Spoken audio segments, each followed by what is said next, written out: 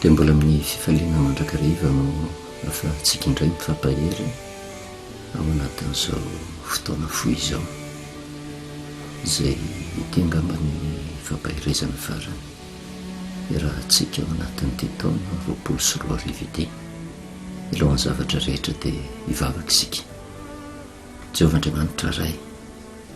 misaotra anao mandrakariva izahay satria tsapanay toko ny fitiavanao sy ny famoram-ponao lehibe izay nataonao taminay.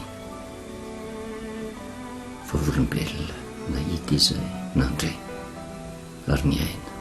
tao anatin'ny zavatsarotra mandalo teto amin'ity zao tontolo izao ity dia ny loza tsy misy toa azy nefa mbola tsy ringan'izay menao tombon'androm-pahavelomana afaka miatrika zao famaranana ny taona izao ary miomana hiditra amin'ny taona vaovao izay iverinay fa mbola hitahy anay ianao ary mba hatonga anay vonona tanteraka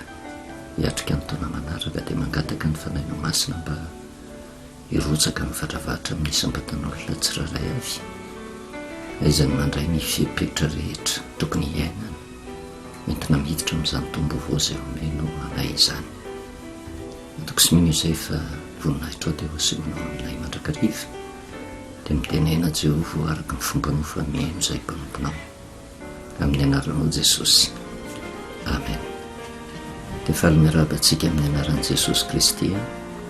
manona ny fahasoavana sy ny fiadanan'ny tompo amintsika mandrakariva araka ny nambarako teny am-piandohana dia tia ny fampaherezana farany afa-tsika miaona indray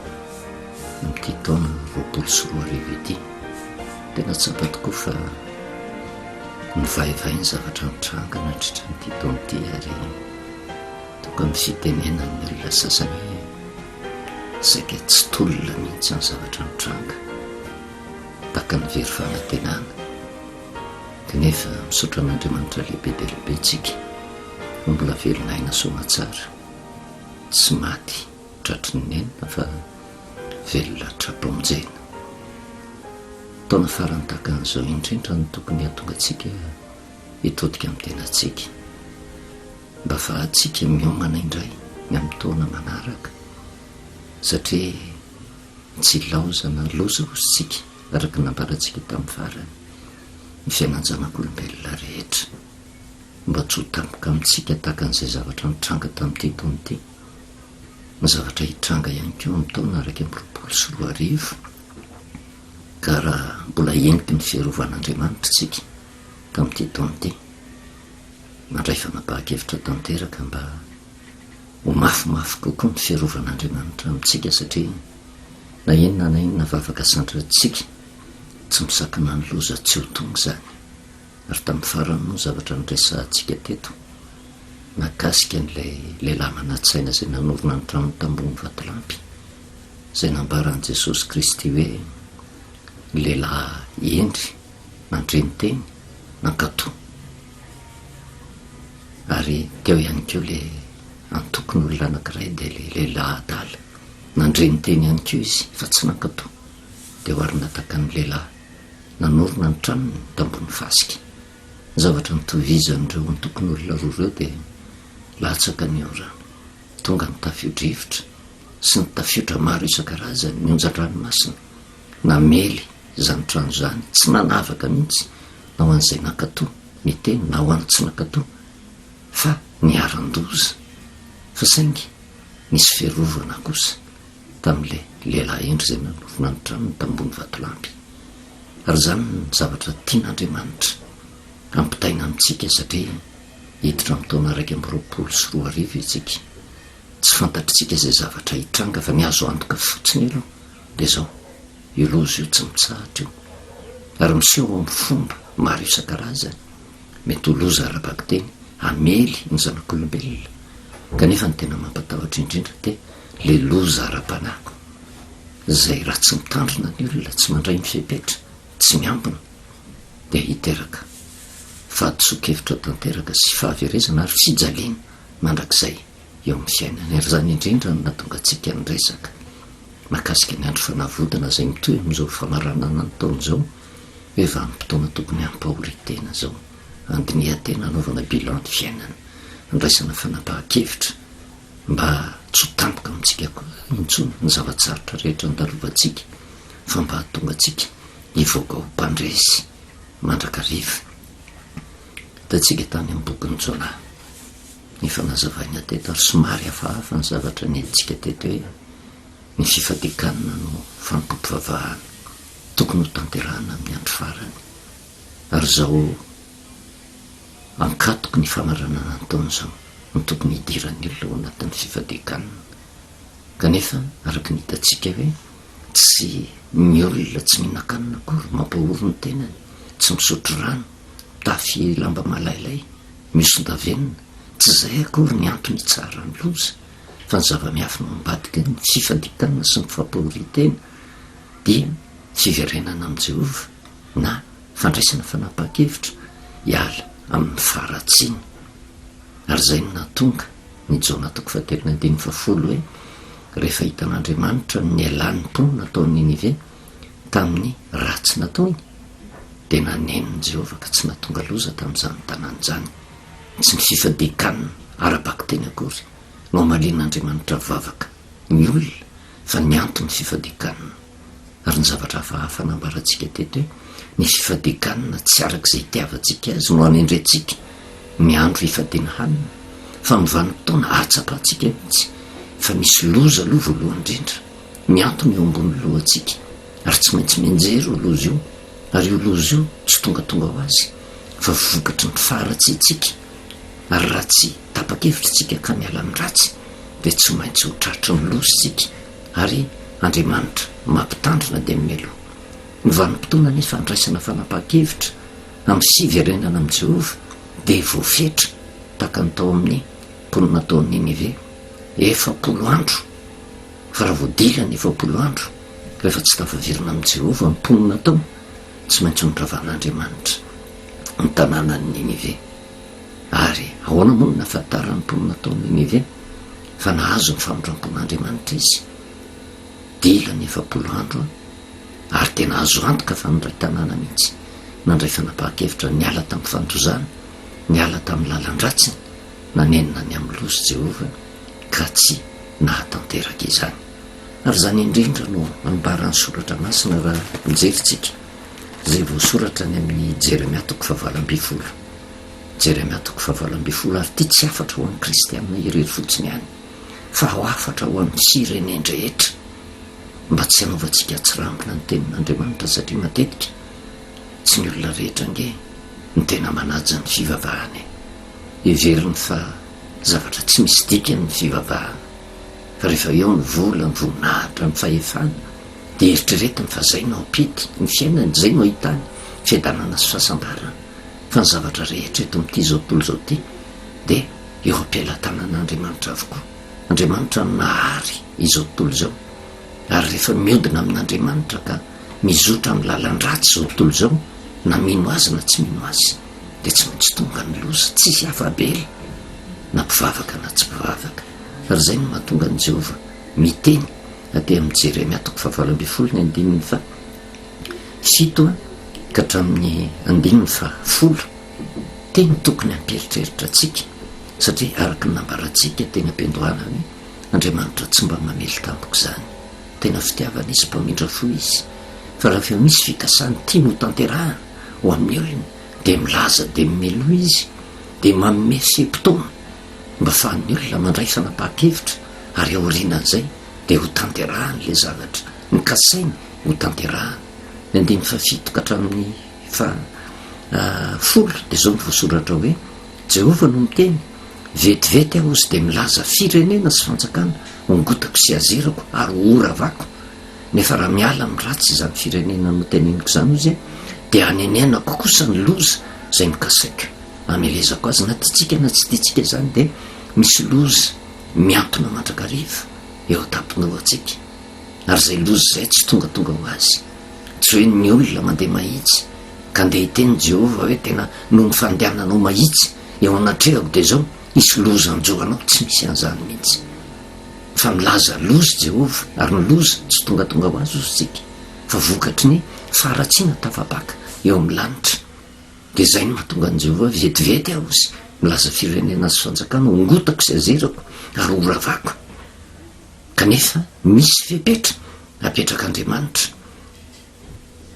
Nefa raha miala amin'ny ratsy zany firenena no teneniko zany de anenenako kosa ny loza zay mikasaiko amelezako azy.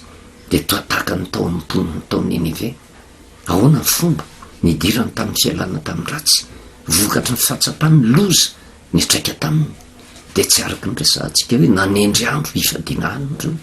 fa vokatry ny tavatra sy ny ororo sy ny fahoriana ny anjato taminy. Dia nanjary tsy nahinan-kanina ho azy asa raha efa tsapatsika izay. Zay ny fifadikanina tena ankasitrahan'Andriamanitra. Fifadikanina tonga ho azy fietsika voajanahary ho amin'ny olona anankiray zay trahadozana ilazana loza, anika tsy mionona ny fon'le olona ary manjary tsy tiantsony zavatra manodidina sy tsy fantany tsony zay ataony,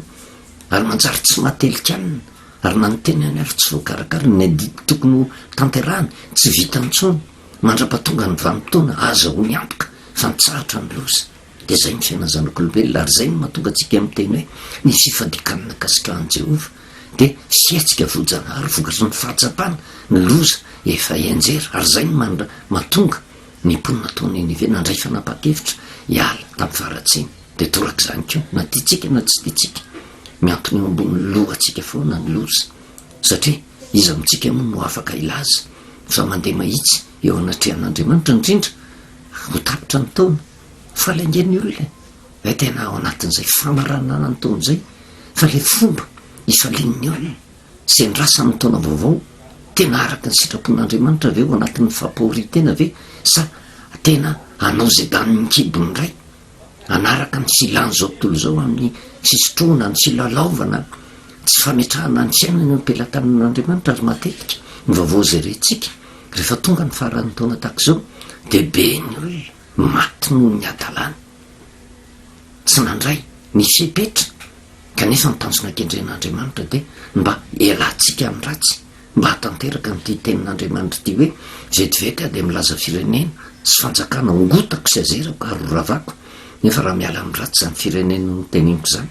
de anenenako kosa ozy ny loza zay no kasaika amelezako azy na miantona ara ny loza. Ary zay ny afatra omenantsika amin'izao akatoko ny famaranana ny taona izao. Ny andraisantsika fanapa-kevitra hiala amin'ny ratsika raha itsena ny taona 2024 isika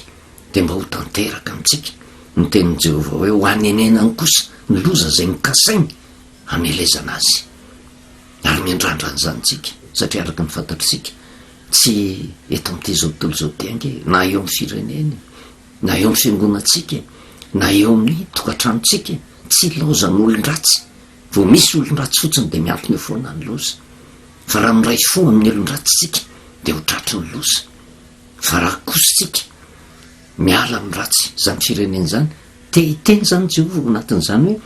raha vetivety de milaza firenena sy fanjakana ongotako sy azerako ary oravako. Nefa raha miala amin'ny ratsy zany firenena no teneniko zany raha adika, satria efa fantatritsika ny famarinan'ny tenin'Andriamanitra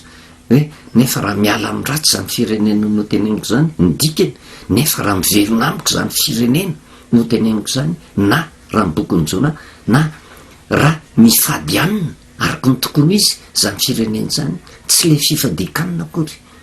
no mahatonga ny Jehovah mampitsahatra ny loza, fa le antony mahatonga an'le olona ho tonga amin'ny fifadikanina de anenenan'ny Jehovah kosa ozy ny loza zay nokasaiko amelezako azy. Ny 1970 vetivety kosa ozy de milaza firenena sy fanjakana ahoroko sy amboleko. Nefa raha manao ratsy zay ratsy eo masoko izy ozy ka tsy mihaino feoko, anenenako kosa ny soa zay nolazaiko anasoavako azy. Ary zay no mahatonga antsika miresaka mandrakariva ao anatin'ny tenin'Andriamanitra. Fomban'Andriamanitra mihitsy no manambara de mimeloha ny zavatra kasainy ho tanterahana amin'ny zanak'olombelona rehetra, na izy laza soa na izy laza loza. Kanefa misy fepetra foana takina ho amin'ireo olona reo. Raha te ho afaka amin'ny loza de fifadikanina, fanapa-kevitra hiala amin'ny ratsy de anenenan'i Jehovah ny loza zay mikasainy atao, na ho an'le firenena zay nolazain'i Jehova fa ho asinysoa mbola miantony eo foana koa ny loza fa raha manao ratsy indray zany fireneny zany ozy de anenenako kosa ny soa zay nolazaiko anasoavako azy nydikany le hoe anenenana ny soa anasoavana azy nydikany tonga loza Jehova am'izay vanim-potoana zay tsy avabelafona zany tsika noho izany zany ny fomba tsara indrindra am'izao famarana nataon'izao fampahoritena tsy le zavatra rabaky teny akory fa le fitalaona amin'Andriamanitra fanaovana bilan tena ka zay zavatra everina fa ratsy rehetrarehetra de andraisana fanapahan-kevitra tsy averina intsony fa manomboka miverina amin'ny fitiavana an'Andriamanitra manomboka miala amin'ny faratsiny am'izay vanim-potoana zay nenonenona teo zavatra hitranga amin'ny taona 2024 de mahazo antoka tanterakitsika fa Jehova manenona ny amin'ny loza zay nikasainy fa ho an'ny olona kosa nefa zay tena tsy mety miverina amin'Andriamanitra de trahadoza foana izy de misy zavatra anankiroa foana mitranga amin'ny fiainan'ny olona miankina amikisy aminao mahatonga ny soa irotsaka amintsika amin'ny taona vaovao manaraka miankina amikisy aminao ny mahatonga ny loza hiatra amintsika fa ny loza tsy maintsy misy raha mahatsiaro ny Mateo 7 isika na ianao hiaina ka hitandrona ny tenin'Andriamanitra eo foana ny loza na ianao hiaina ka tsy hitandrona ny tenin'Andriamanitra eo foana ny loza fa miavaka kosa nefa nitondran'Andriamanitra ny olona manatsaina arovan'Andriamanitra izy tsy ho tratry ny loza ary zany no antso atao amintsika zay mitoetra n'Andriamanitra tsy mamely tapoka Andriamanitra ary ny tanjona ketren'Andriamanitra de mba hatonga ny olona hiverina aminy hiala amin'ny ratsy fanaony zay ahazavaitsika hoe le fampahoritena fifadikana araka ny tokony ho izy satria efa misy loza miantona miandry atsika mandrakariva de voatapitra ny taona inona no afatra de any amin'ny bokiny Zefania any amin'ny bokiny Zefania tsy fantatra hoe ahoana ny fomba andraisantsika an'izany ary eto de te angavy atsika isam-batan'olona zay manatsofona tsy ny tenako ny miangavy fa ny tenin'Andriamanitra ataovy ampotsika ny zavatra mitranga nandritra n'izay taona 2024 izay mafy ny zavatra nandalovana sarotra ny zavatra nydiavintsika ary tena araka ny nambarantsika hoe saiky tsy tolona ty taona ty ka sy hitady zavatra mafimafy kokoa noho izany indray ve atsika amin'ny taona 2024 ka ny fanao taloha ihany no mbola tao ary zay no antso te antso fampiverenana amin'i Jehova antso fampibebahana antso mba hitsara ny loza ary rehefa tena tapa-kevitra hiala amin'ny ratsitsika de zao zay le fahatapa-kevitritsika zay indrindra nisokafany lanitra ka androtsan'Andriamanitra fitahina ho atsika tsiraray avy ao amin'ny bokiny Zefania testamenta taloha izy io toko 2 zao tsara ny voasoratra hoe anatra ho fampibebahana ny olona ozy de ny mbola tsy miatra ny loza zany hoe matoa misy zay afatra zay de misy loza miantonao ary mahita mihitsy Andriamanitra fa miodina ny zanak'olombelona rehetra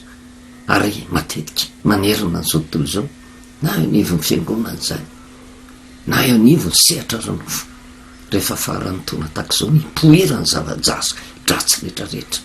zay tandindony zavatra hitrangako any amparany rehefa diva ho avy Kristy tafapaka amin'ny lanitra ny fahotan'ity zao tontolo zao ty ary rehefa tafapaka amin'ny lanitra ny fahotan'ity zao tontolo zao ty tahaka ny nanjompony nataon'ny Ninive de midina foany Jehova ary mandringana izy kanefa mampitandrina de mimeloha izy ary matoa misy zay loza ambary zay de fa manomboka tafapaka amin'ny lanitra ny fahotan'ny zanak'olombelona mba tsy ho isika eto amin'ny firenena no tafapaka amin'ny lanitra ny fahotantsika ka ho mafimafy kokoa noho zay niainantsika tamin'ny taona 2024 ny zavatra hiandry atsika koa amin'ny taona 2024 Zefania toko 2 anatra ho fampibebahana ny olona ozy de mbola tsy miatra ny loza tsy fantatritsika ange zay zavatra hitrange fa ny azo antoka fotsiny de misy ny loza ahoana ny fomba hitrangany tsy fantatritsika izany fa mifantatra fotsiny de loza io na io aretina io na io loza ara-boajanahary io na io ho fahafatesana io na io fanaovana tsinitsinina ny tenin'Andriamanitra ka mampipotra ny fahoriana rehetra eo amin'ny fiainantsika zanak'olombelona tsy haitsika ny fomba hipoerany fa miantony zavatra rehetra na ny zavatra mitrangana nindritra ny taona 2024 ange dia fotrany antso nataon'andriamanitra mba hahatonga antsika hiampiny hoe ny fepetra tsy amin'ny vanim-potoana voatendry fotsiny no hanajana ny fepetra fa rehefa tena natsapy ianao fa tampoka ny loza dia manomboka treondray ianao dia efa mitsinjo an'izay hoe raha misy loza manaraka efa vonona ary inona ny favononana dia ny fiantsoana ny fiarovan'andriamanitra ho antsika tsiraray avy. Ny toko faharoa ny andininy voalohany ka hatramin'ny fahatelo, ny toko faharoa ny andininy voalohany ka hatramin'ny fahatelo mamperitreritra izy ity antso atao amintsika amin'izao tena akatoky ny fiafaran'ny taona izao kanefa antso ihany koa mba iomanan'ny olona satria ho avy koa ny fahataperan'ity zao tontolo zao ty hifarana ty zao tontolo zao ty araky ny fantatritsika raha vo tonga ny faran'ny taona tahaka an'izao nge tsy miverina tsony ny taona 2024 ary tsy afaka hivavaka amin'andriamanitra tsika hoe avy reny kely ndray mandeha andriamanitra ny taona 2024 fa zay vita de vita lasany iny tsy miverina intsony dia miandry taona vaovao ndray dia ohatran'izany koa ny zavatra hitranga amin'ny andro farany tsy misy tsony fiverenana hoe andraso kely indray andriamanitra tena avereny hiverina indray iainy aty amin'ity zao tontolo zao ty zay dia aloha hibebaka inindray mandeha indray zay vo ho tonga ny fataperan'ity zao tontolo zao ty fa ny fiainantsika mandalo vetivety tahaka ny tenantsika isam-batanory zasy ianao tsy miverina inindray mandeha tsony eto amin'ity zao tontolo zao ty fa miaintsika zazakely dia metanora dia miantitra dia tonga ny fahafatesana dia tsy averina indray ho zazakely fa miandry ny fiainana mandrakizay ary io ny tena mampatahotra hoe ho aiza ny fiafarantsika fa fampieritrretana tsy tokony teraka fotsiny hoe sy falena marina fa ho an'ny olona matahotra amin'andriamanitra dia rehefa tratra ny farany taona tahaka an'izao izy misaotra n'andriamanitra vokatry ny fiarovany ary mandray ny fiapetra rehetra mba isy ny fiarovan'andriamanitra vaovao indray amin'ny taona 2024 fa tsy manao ny adalàna vetsy averoa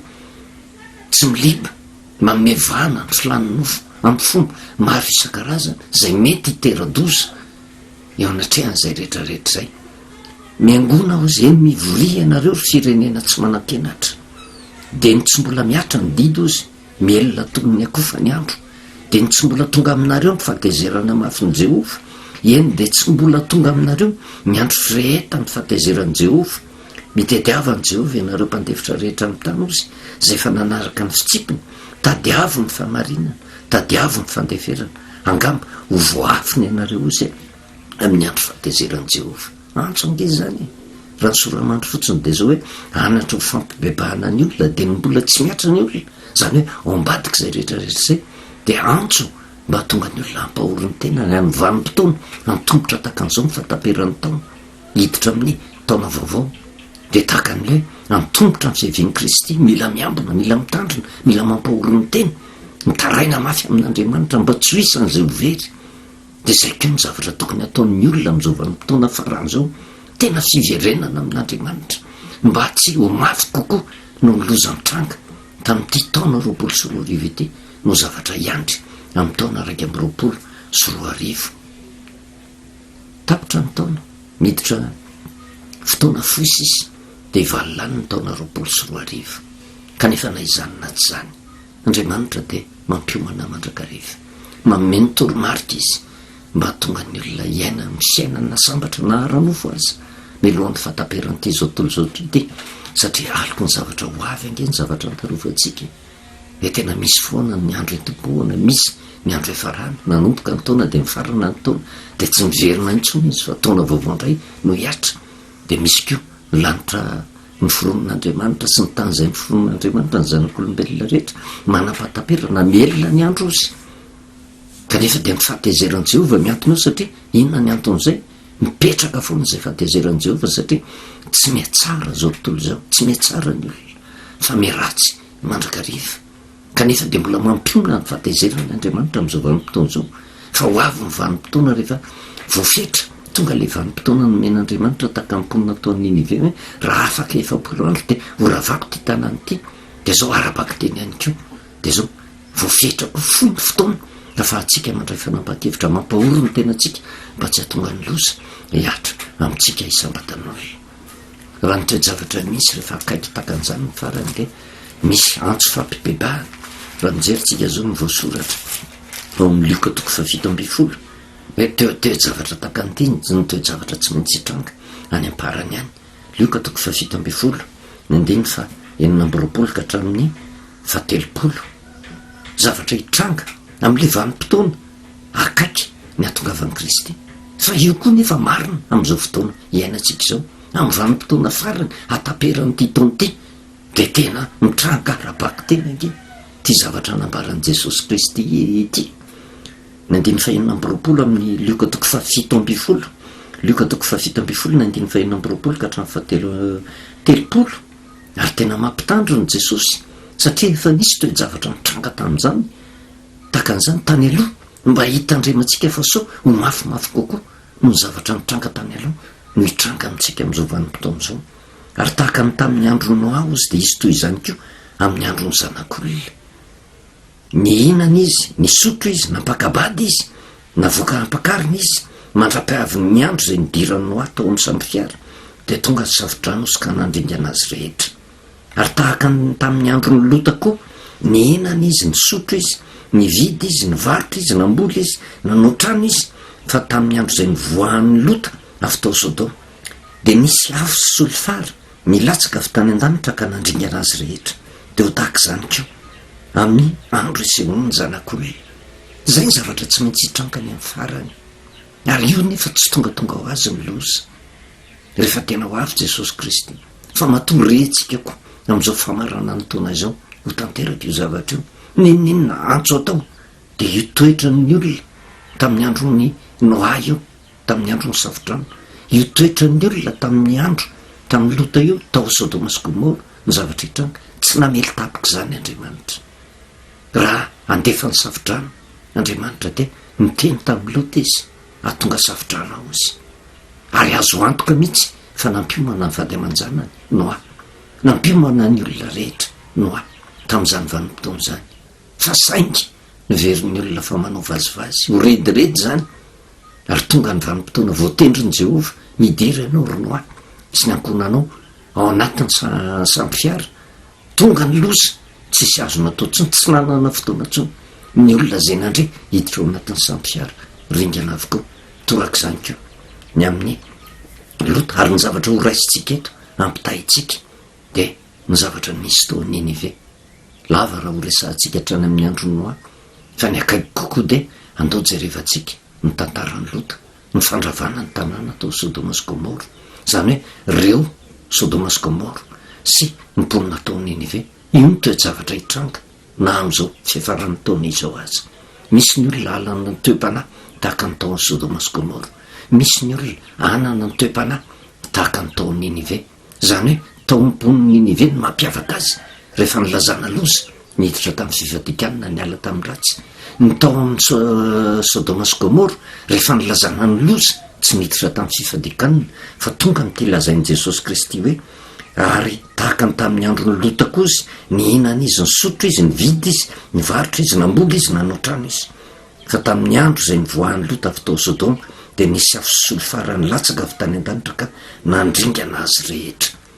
Ary tena io ny zavatra mampatahotra ka na ambara raha ny tenin'Andriamanitra. Misy foana ny olona anampitsofina saingy tsy mbola miatramin'ny loza dia tia manandran-doza le vahoakan'Andriamanitra. Fa ny olona tonga saina tsy mbola miatra ny loza mandray fanapahakevitra izy,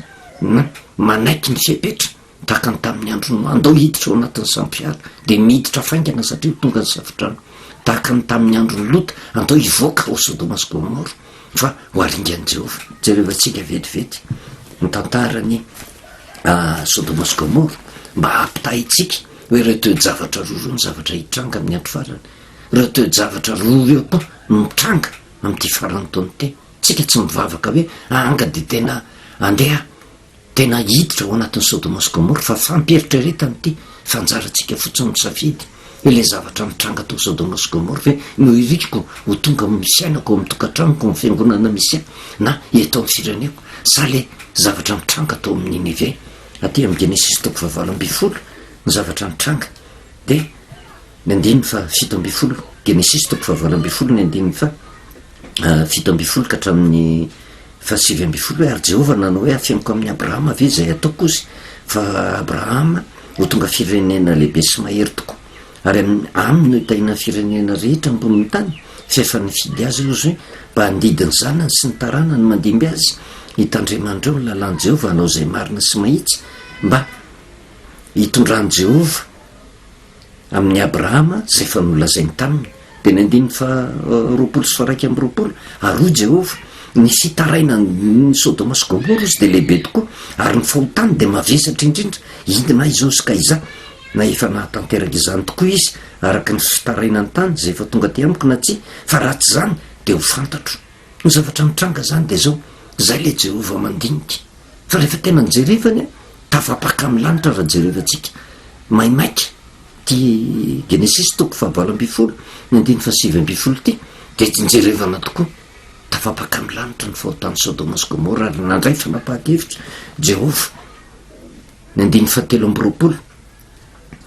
de nanantony Abrahama osika nanao ny 7:20 de niodina niala teo reo lehilahy reo izy ka nandroso ny Sodoma fa Abrahama kosa nijanona teo anatreny Jehova de nanantony Abrahama ka nanao hoe ringanao miaraka amin'ny meloka va ny marina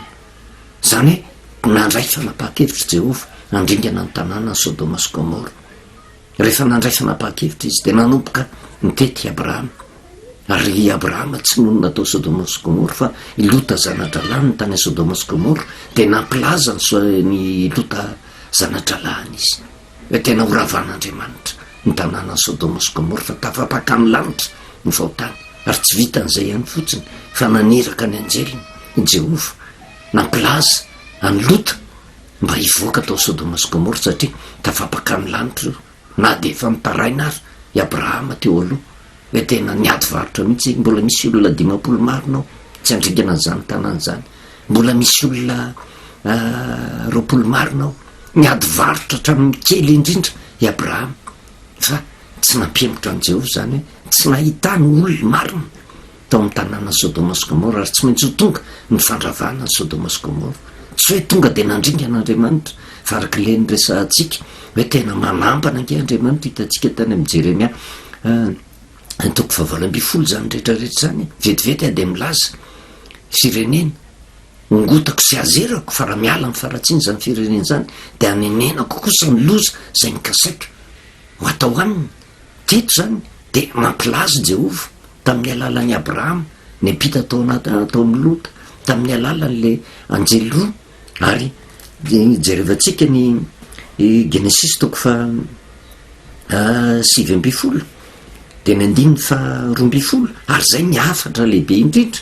ary hoy izy roa lahy osy tamin'ny lota mbola manana tokoa va ianao osy de zay efa natonao lana sy ny zanakao lahy sy ny zanakao vavy ary nazovy anananao atao tanàna eto miala amin'ity tanàna ty fa horavana ity tanàna ty satria efa lehibe ny fitaraina eo anatrehan'i Jehova ka de naniraka anay Jehova andrava azy zany hoe nilaza loza hoe tena lehibe ny fitaraina eo anatrehan'i Jehova vokatra ny fiodinany reto olona rehetra ka teny aminao zay lota zay rehetra anao eto na zanakao lahy na zanakao vavy na vadinao na havanao na zay rehetra fantatro fahanao de zao hoento mivoaka tato fa tafapaka amin'ny lanitra ny fahotandreo ary tena nampitainy lota zany tamin'ny olona rehetra ary tsy nisy olona tsy nahalala an'izany tao Sodoma sy Gomora fa saingy inona ny zavatra mitranga nataon'ny olona mpanao vazivazy fotsiny ilota ary na ny vinantro lahany ary de nivoaka lota ozy ny 9:20 ary niteny tamin'ny vinantony zay efa nambadiny zanany vavy ka nanao hoe mianga miala amin'ity tanàna ty fa horavan'i Jehova ty tanàna ty fa nataon'ny vinantony ho tahaka ny mpanao vazivazy izy tsy ninony ary tsy nety niala fa ny zavatra mitsefarany nanandre ara ny tanàna rehetra rediredy zany alao ny fiainana ihany no atao hoe de miverina any amin'ny lioko atoko fa 7:20 tsika hoe inona ny zavatra hitranga ny zavatra hitranga ozy nylazain'i Jesosy Kristy ary tahaka ny tamin'ny andro ny lota koa mihinana izy nisotro izy nividy izy nivarotra izy namboly izy nanao trano izy fa tamin'ny andro zay nivoahan'ny lota avy tao Sodoma sy Gomora de nisy afo sy solofara nilatsaka avy tany an-danitra ka nandringana azy rehetra tsy nino ny olona ary amin'ny andro farany de tahaka an'izany ihany keo anao tsy rambona ny olona ny mifampitandremana rehetra no napetraka Andriamanitra manome fiepitaona Andriamanitra nefa mba tonga ny olona ho tafaverina aminy mba tsy hiara-ny loza ho amin'ny olona ka hanenena ho tonga amin'ny fahaverezana mandrakizay satria ny loza tsy mijanona fa tsy maintsy ho tonga ihany de tahaka ny tao tao Sodoma sy Gomora, nyenenina zavatra hitranga tsy maintsy tonga ny loza satria reto olona reto mitoy ihany ny enana, ny sotro, napakabady, ny vidy, ny varotra, fa le afatra nentina hoe tena tafapaka ny lanitra ny fahotan'ireo nandrasan'Andriamanitra nge raha nandrehan' zany ny mponina tao Sodoma sy Gomora de mba hiditra ny fifadikaniny andray fanapahakevitra taka ny tao mponina tao Ninive iverina am' Jehova hiala amin'ny faratsiny fa raha zay ny nataon'ny mponina tao Sodoma sy Gomora tsy rava ny tanàna fa tsisy azo natao hoe nanamafy atoka any io ary am'izao akatoky ny famaranana ny taona zao mbola mibetsaka ihany keo nge ny atokony olona anao vazivazy na de ny afatra entina takan'izao azy satria metehitra amin'ny vola sy ny arena, metehitra amin'ny fahefana, metehitra amin'ny voninahitra tsy ilainay zany fa mpovavahany zany fa ahoana no marina an'izany ary zay ny toe-pana nanana ny mponina tao Sodoma sy Gomora nivoaka loto efa mianaka izy sisa ny tafavoaka tao nandray fanapahakevitra Jehova tamin'izany vanim-potoana izany noravana ny tanàna latsaka ny afo solosolo-fara zany akory tsy midika hoe raha tsy andray nitenytsika de hisy afo solosolo-fara nilatsaka avy any an-danitra ka andravany ty zao tontolo zao ty na andravany ty firenetsika ty na andravany fiangonana misy atsika na andravany tokantranotsika fa zay le fahoriana mivaivay anjo ny olona minimikipy manoloana ny famarinana nomen'Andriamanitra ireo le tanàna anankiroa na zany ara ny afatra am'izao vanim-potoana faran'izao misy anana toe-pana taka ny Sodoma sy Gomora nylazana loza fa zao tsy matoky an'izany nataony ihany no nataony tonga ny fandringana fa misy kosa nefa manana ny toe-pana taka ny mponina tao Ninive nylazana loza ndray tanàna ray manontolo tonga tamin'ny fibebahana niala tamin'ny ratsy tamin'ny fampohoriteny inona ny zavatra mitranga nanenina tamin'ny loza Jehova tsy nandringana n'izany tanàna zany miveriny tsika andro farany zao ary tsy vitany andro farany fa ho tapitra koa ty tao am'ty tandinto ny fataperan'ny zao tontolo zao inona re no afatra tena mingavy rereo olona aza tao atsirambina ny fiainam-panahintsika fa na de mbola nomen'Andriamanitra tombon'androm-pahavelomana aritsika Andriamanitra milaza loza mandrakariva tsy tian'Andriamanitra tena iaina ao anatin'ny tsy fiarovanytsika fa mbola mamindra fo izy te hiaro atsika izy fa ny afatra fotsiny de arak'izay voasoratra amin'ny Zefania 4 mingona eny mivoria ianareo ry firenena tsy manan-kenatra de ny tsy mbola miatra ny didy mielona tokony toy ny akofa ny andro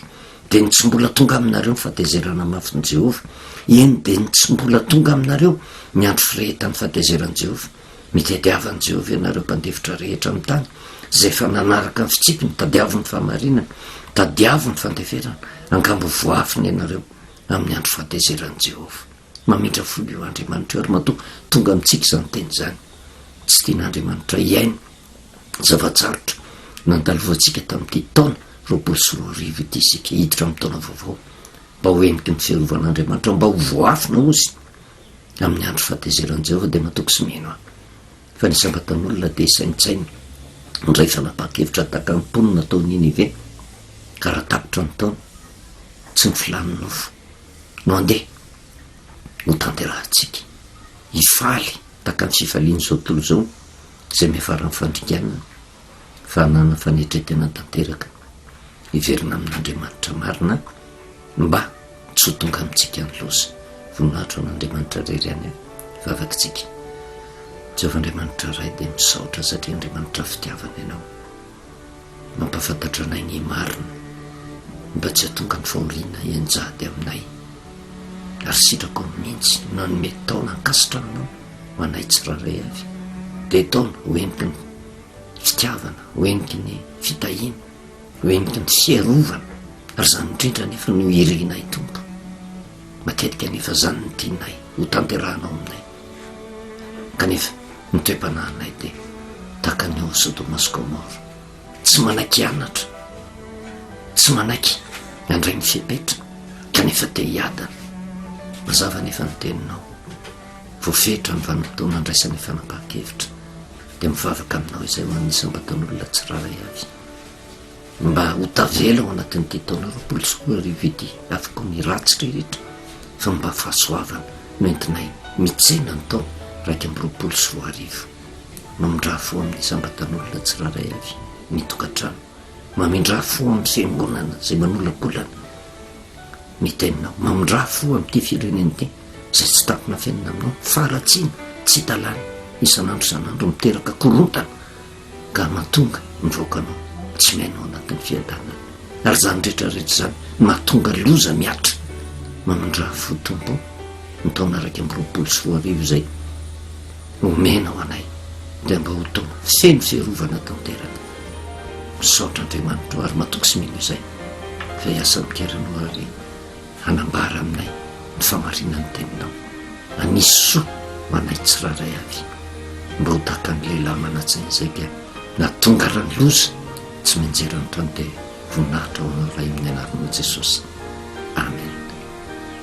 Dia manao velomantsika amin'ny anaran'i Jesosy amin'ny fahasoavana sy ny fiadanan'ny tompo amintsika mandrakariva. Andriamanitra hitantsika tsiraray avy mba ho tafavoaka soamatsara ka ho totosoa any amin'ny taona vaovao dia amin'ny taona 2024 dia mba ho entiky ny fiarovana Andriamanitra avokoa tsika rehetra.